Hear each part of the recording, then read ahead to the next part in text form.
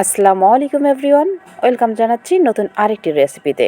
আজকে আমি আপনাদের সাথে খুবই সহজভাবে মজাদার একটা স্ন্যাক্সের রেসিপি শেয়ার করব। আর এই নাস্তাটা তৈরি করার জন্য দুটি আলু নিয়েছি, আর আলুর খোসা আমি খুব ভালোভাবে ছাড়িয়ে নিয়েছি। চলুন দেখা যাক এটা আমি কিভাবে তৈরি করছি, দেখে নিন। এখন এখানে আমি একটা গ্রেটার নিয়েছি, আর আলু আমি খুব ভালোভাবে ধুয়ে নিয়েছি। এখন গ্রেটার দিয়ে আলু খুব ভালোভাবে গ্রেট করে নিব। তো ভীষণ মজার এই স্ন্যাক্সটি তৈরি করার জন্য এখানে অবশ্যই আলু গ্রেট করে নিতে হবে। তো একেবারে হাতের কাছে গ্রেটার না থাকলে তখন আপনারা এই কাজটি বটি দিয়েও করে নিতে পারেন। তবে বটি দিয়ে করলে খুব ভালোভাবে চিকন করে কুচি কুচি করে কেটে নিতে হবে। আলুগুলো খুব ভালোভাবে গ্রেট করা হয়ে গেছে। এখন একটা মিক্সিং বলে আমি আলুগুলো তুলে নিচ্ছি। এরপর এগুলোকে ধোয়ার জন্য আমি এখানে 1 কাপের মতো পানি দিয়ে আলুর যে কষটা আছে সেটা বের করে নেব। আলুটা বেশি ধোয়ার দরকার নেই, শুধু আলুর গায়ে যে কষটা আছে সেটা বের করে নিব, না হলে আলুটা লাল হয়ে যাবে। এবার আলুগুলোকে পানি ঝরিয়ে তুলে নিব। বেশি চেপার দরকার নেই, হালকা চিপে চিপে এগুলোকে আমি তুলে নিব। এরপর একটা মিক্সিং বলে গ্রেট করা আলুগুলো দিয়ে দিচ্ছি। এরপর একে একে মশলাগুলো আমি অ্যাড করব। দিয়ে দিচ্ছি স্বাদমতো লবণ, দিয়ে দিচ্ছি 1/2 চামচের মতো মরিচের গুঁড়ো, দিয়ে দিচ্ছি 1/2 চামচ মশলার গুঁড়ো,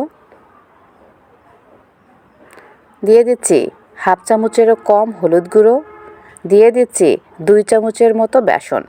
বেসনটা কিন্তু অবশ্যই এখানে ব্যবহার করতে হবে। এরপর দিয়ে দিচ্ছি 2 চামচের মতো চালের গুঁড়ো।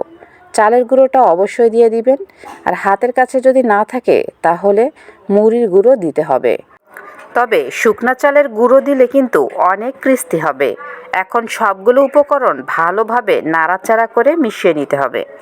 তো হাত দিয়ে কিন্তু কষলিয়ে এটাকে মেখে নিতে হবে। এতে করে কিন্তু আলুটা খুবই নরম হয়ে যাবে, আর এর গা থেকে পানি ছেড়ে দিবে। এভাবে একটু ভেজা ভেজা করে এটাকে মেখে নিতে হবে। এবার একটা কড়াইয়ে দিয়ে দিচ্ছি কুকিং অয়েল। এরপর আলুর লাচ্চা পাকড়াগুলো এভাবে শেপ দিয়ে নিচ্ছি। তো পাকড়া ভাজার কিছু টেকনিক আছে। এই টেকনিকগুলো ফলো করলে কিন্তু যে কোনো পাকড়াই মুচমুচে করে ভেজে নেওয়া যায়। তো যে কোনো পাকড়া ভাজার সময় কিন্তু খুব বেশি চেপে ভাজতে যাবেন না, তাহলে কিন্তু মুচমুচে হবে না। তো মোটামুটি পাকড়ার শেপটা দিয়ে তেলে ছেড়ে দিতে হবে। তো অল্প আছে এগুলোকে ভেজে নিতে হবে। এতে করে এগুলো সুন্দর করে ভাজা হয়ে যাবে আর ভীষণ মুচমুচে হবে।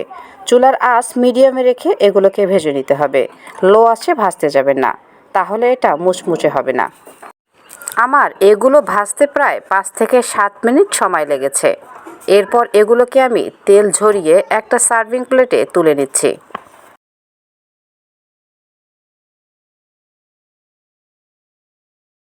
আলুর পাকড়াগুলো খুব সুন্দরভাবে ভাজা হয়ে গেছে। তো সকাল বিকেলের চায়ের নাস্তার জন্য আপনারা এই রেসিপিটি তৈরি করে নিতে পারেন। খেতে কিন্তু অসম্ভব মজার হয়।